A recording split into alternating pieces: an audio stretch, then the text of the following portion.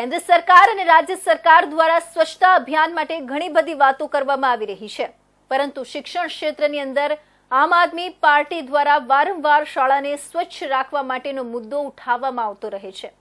ખાસ કરીને સુરત ખાતે નગર પ્રાથમિક શિક્ષણ સમિતિના વિપક્ષના સભ્ય રાકેશ હિરપરા દ્વારા સુરત શહેરની તેમજ રાજ્યની શાળાઓમાં સફાઈ યોગ્ય રીતે થતી ન હોવાના આક્ષેપો વારંવાર કરી ચૂક્યા છે। સુરતની નગર પ્રાથમિક શિક્ષણ સમિતિનું બજેટ હજારો કરોડનું છે, પરંતુ શાળામાં સફાઈને લઈને યોગ્ય ધ્યાન આપવામાં ન આવતું હોવાનો આક્ષેપ વિપક્ષ દ્વારા કરવામાં આવતો રહે છે।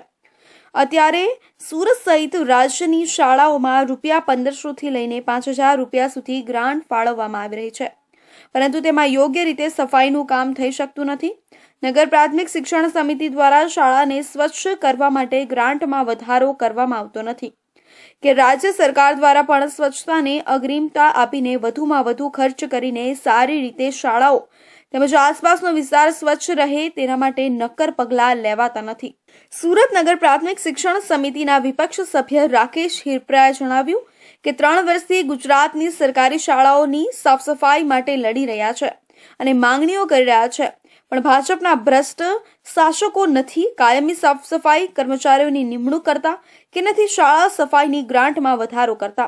આજે ગુજરાતની સરકારી શાળાઓને સાફ સફાઈ માટે દર મહિને 1500 થી 5000 રૂપિયા સુધીની રકમ આપવામાં આવે છે। અત્યારે આપણે બેઠા છીએ શિક્ષણ મંત્રી શ્રીના ભવ્ય આલીશાન કાર્યાલયની બહાર ભીખ માંગવા માટે બેઠા છીએ, લોકો પાસે યાચના કરવા માટે બેઠા છીએ, કારણ કે આ ભાજપના શાસકો પાસે ભ્રષ્ટાચાર કરવા માટે પૈસા છે, પણ બાળકોની શાળા સાફ રાખવા માટે, શાળામાં સફાઈ કર્મચારીઓ મૂકવા માટે અને શાળા સફાઈની ગ્રાન્ટમાં વધારો કરવા માટેના પૈસા નથી। શ્રીમદ ભગવદ્ ગીતાના 16મા અધ્યાયમાં એટલે કે દૈવાસુર સંપદ વિભાગ યોગના 3જા શ્લોકમાં ભગવાન શ્રી કૃષ્ણ કહે છે કે તેજઃ ક્ષમા ધૃતિ શૌચમદ્રોહો નાતિમાનિતા ભવંતિ સંપદમ દૈવીમ અભિજાતસ્ય ભારત। એટલે કે ગીતામાં પણ આંતરબાહ્ય શૌચ, શારીરિક સ્વચ્છતાનું મહત્વ ગણાવવામાં આવ્યું છે। એના માટે અમે છેલ્લા 3 વર્ષથી સંઘર્ષ કરી રહ્યા છીએ, વિરોધ કરી રહ્યા છીએ, રજૂઆત કરી રહ્યા છીએ, લડી રહ્યા છીએ કે શાળામાં, ગુજરાતની તમામ સરકારી શાળાઓમાં કાયમી સફાઈ કર્મચારીઓ મૂકવામાં આવે। આટલા ઓછા પૈસામાં આખી શાળા કેવી રીતે સાફ રહી શકે? આ મુદ્દે કાયમી સફાઈ કર્મચારીઓ મૂકવા અથવા સ્વચ્છતા ગ્રાન્ટની રકમમાં વધારો કરવા માટેની માંગણી અમે છેલ્લા 3 વર્ષથી કરી રહ્યા છીએ, પણ ભાજપના શાસકો પૈસા ફાળવતા નથી।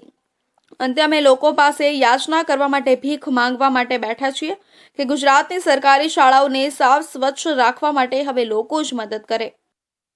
તો આ હતા સુરત બુલેટિનના મહત્વના સમાચાર। નવા સમાચાર સાથે ફરી મળીશું, ત્યાં